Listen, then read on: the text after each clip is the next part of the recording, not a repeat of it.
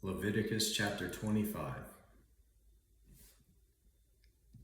The Lord then spoke to Moses at Mount Sinai, saying, "Speak to the sons of Israel and say to them, when you come into the land which I shall give you, then the land shall have a Sabbath to the Lord. 6 years you shall sow your field, and 6 years you shall prune your vineyard and gather in its crop. But during the 7th year the land shall have a Sabbath rest, a Sabbath to the Lord. You shall not sow your field nor prune your vineyard. Your harvest's aftergrowth you shall not reap, and your grapes of untrimmed vines you shall not gather. The land shall have a sabbatical year.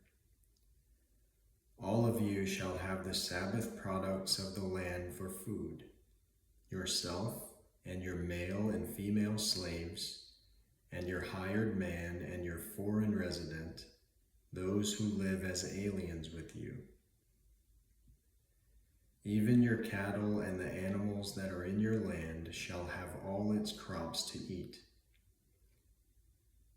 You are also to count off 7 Sabbaths of years for yourself, 7 times 7 years, so that you have the time of the 7 Sabbaths of years, namely 49 years. You shall then sound a ram's horn abroad on the 10th day of the 7th month. On the Day of Atonement you shall sound a horn all through your land. You shall thus consecrate the 50th year and proclaim a release through the land to all its inhabitants. It shall be a jubilee for you, and each of you shall return to his own property, and each of you shall return to his family. You shall have the 50th year as a jubilee. You shall not sow, nor reap its aftergrowth, nor gather in from its untrimmed vines. For it is a jubilee, it shall be holy to you. You shall eat its crops out of the field. On this year of Jubilee, each of you shall return to his own property. If you make a sale, moreover, to your friend, or buy from your friend's hand, you shall not wrong one another. Corresponding to the number of years after the Jubilee, you shall buy from your friend. He is to sell to you according to the number of years of crops. In proportion to the extent of the years, you shall increase its price, and in proportion to the fewness of the years, you shall diminish its price. For it is a number of crops he is selling to you. So you shall not wrong one another, but you shall fear your God, for I am the Lord your God. You shall thus observe my statutes and keep my judgments, so as to carry them out, that you may live securely on the land. Then the land will yield its produce, so that you can eat your fill and live securely on it. But if you say, what are we going to eat on the 7th year if we do not sow or gather in our crops? Then I will so order my blessing for you in the 6th year that it will bring forth the crop for 3 years. When you are sowing in the 8th year, you can still eat old things from the crop, eating the old until the 9th year when its crop comes in. The land, moreover, shall not be sold permanently, for the land is mine, for you are but aliens and sojourners with me. Thus, for every piece of your property, you are to provide for the redemption of the land. If a fellow countryman of yours becomes so poor he has to sell part of his property, then his nearest kinsman is to come and buy back what his relative has sold. Or in case a man has no kinsman, but so recovers his means as to find sufficient for its redemption, Then he shall calculate the years since its sale and refund the balance to the man to whom he sold it, and so return to his property. But if he has not found sufficient means to get it back for himself, then what he has sold shall remain in the hands of its purchaser until the year of Jubilee. But at the Jubilee it shall revert, that he may return to his property. Likewise, if a man sells a dwelling house in a walled city, then his redemption right remains valid until a full year from its sale. His right of redemption lasts a full year. But if it is not bought back for him within the space of a full year, then the house that is in the walled city passes permanently to its purchaser throughout his generations. It does not revert in the Jubilee. The houses of the villages, however, which have no surrounding wall, shall be considered as open fields. They have redemption rights and revert in the Jubilee. As for cities of the Levites have a permanent right of redemption for the houses of the cities which are their possession. What, therefore, belongs to the Levites may be redeemed, and a house sale in the city of this possession reverts in the Jubilee.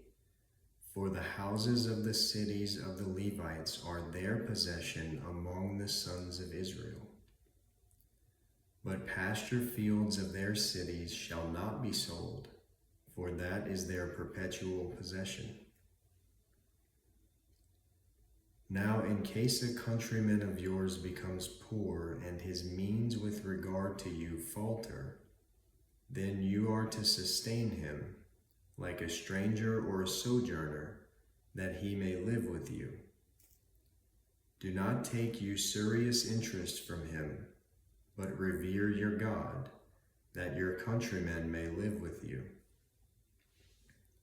You shall not give him your silver at interest, nor your food for gain. I am the Lord your God, who brought you out of the land of Egypt to give you the land of Canaan and to be your God.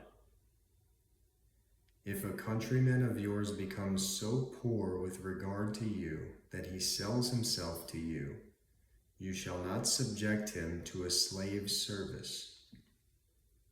He shall be with you as a hired man, as if he were a sojourner. He shall serve with you until the year of Jubilee. He shall then go out from you, he and his sons with him, and shall go back to his family, that he may return to the property of his forefathers. For they are my servants whom I brought out from the land of Egypt. They are not to be sold in a slave sale.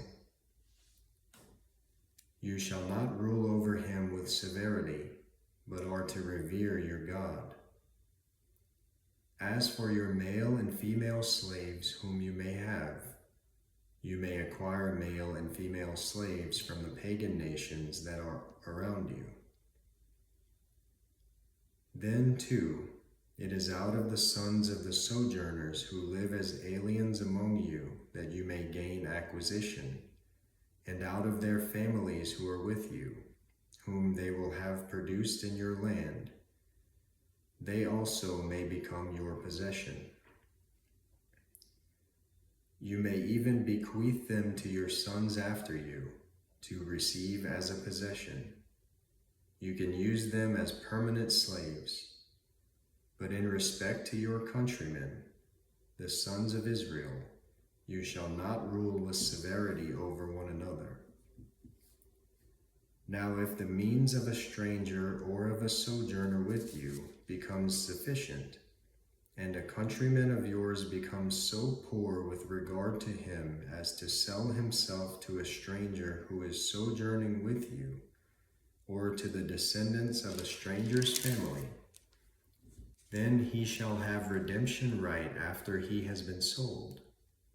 One of his brothers may redeem him, or his uncle, or his uncle's son, may redeem him, or one of his blood relatives from his family may redeem him. Or if he prospers, he may redeem himself. He then with his purchaser shall calculate from the year when he sold himself to him up to the year of Jubilee, and the price of his sale shall correspond to the number of years. It is like the days of a hired man that he shall be with him. If there are still many years, he shall refund part of his purchase price in proportion to them for his own redemption. And if few years remain until the year of Jubilee, he shall so calculate with him. In proportion to his years, he is to refund the amount for his redemption. Like a man hired year by year, he shall be with him. He shall not rule over him with severity in your sight. Even if he is not redeemed by these means, he shall still go out in the year of Jubilee, he and his sons with him. For the sons of Israel are my servants. They are my servants whom I brought out from the land of Egypt. I am the Lord your God.